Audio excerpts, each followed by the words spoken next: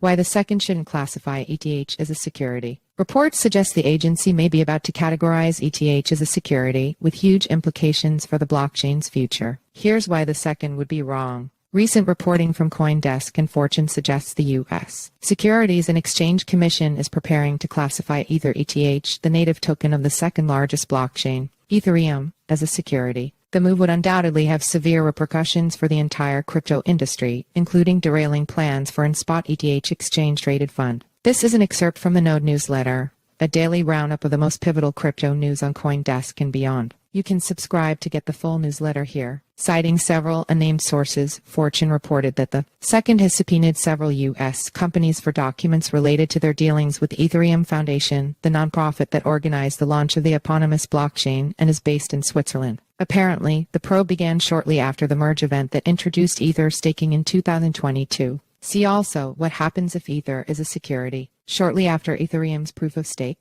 upgrade, second chair Gary Gensler said that proof-of-stake chains, which pay users token rewards for locking up their coins as a security model, resemble investment contracts and could be classified as securities, though he did not mention ETH by name. He has, however, launched lawsuits against a number of U.S.-based and international crypto exchanges including Coinbase, Kraken, and Binance on the grounds that they were selling securities to U.S. investors without the appropriate registrations. These include assets like Cardano's ADA and Solana's SOL. ETH has never been named outright as a security in second enforcement action, a point that strikes crypto attorney Ignacio Furubonsims as contradictory. In a recent blog, Furubonsims compared Ethereum to Cardano to argue that if the SEC considers one to fall afoul of securities laws, then it must consider the other the same way. Both the Ethereum Foundation and Cardano Foundation raised millions via token sales to fund network development, $18.3 million in Bitcoin versus $62 million, respectively. Both govern their respective networks through foundations based in Zug, Switzerland, and both allocated tokens to their founders and foundations. Moreover, both foundations contribute work specifically to increase the value of their tokens. Furubonsims noted Ethereum's burn mechanism, introduced in the EIP 1559 upgrade in August 2021, that made the network sometimes deflationary. In this way, investors may perceive the token as an investment with expectations of value appreciation, he wrote. Indeed, unlike Bitcoin, BTC, the only cryptocurrency that is hands down a commodity under U.S. law,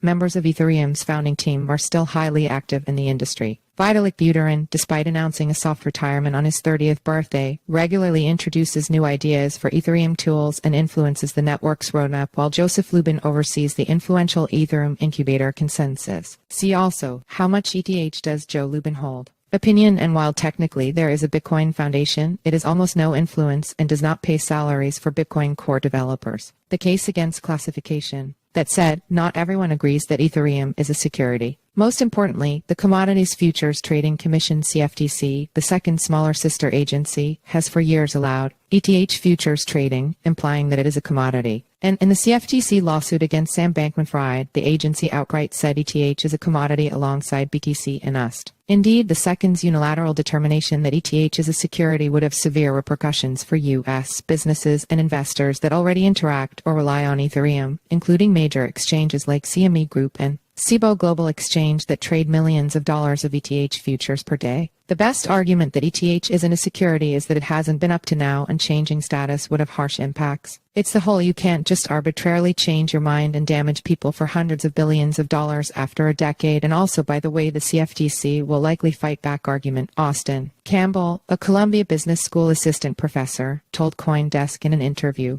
Brian Quintenz, a former CFTC commissioner, now head of policy at a 16th Crypto, echoed this point on X, saying that when the second approved ETH futures ETFs to trade on its regulated security exchanges in October 2020, 3 months after the merge, it explicitly acknowledged the status of the underlying ETH as being a non-security and outside of its jurisdiction. It will be interesting to watch what, if any, excuse the second uses if it were to delay or deny an ETH ETF, given it has already informed the market on ETH being outside its jurisdiction, Quintenz added. It's worth noting that the news comes a day after the second was hit with unprecedented court sanctions for its gross abuse of power in a lawsuit it brought against the crypto company Debtbox. Brian Fry, the Spears Gilbert professor of law at the University of Kentucky, said the best reason against classifying ETH as a security is that ETH looks more like BTC than any other token. He added that the second has repeatedly said it considers BTC a commodity rather than a security, primarily because of the lack of centralized control. See also, Coinbase tried to rein in a renegade second opinion. The existence of the Ethereum Foundation casts a shadow of a doubt on that argument, Fry admitted. However, it is undeniable there are thousands of stakeholders in Ethereum beyond the founding corporation.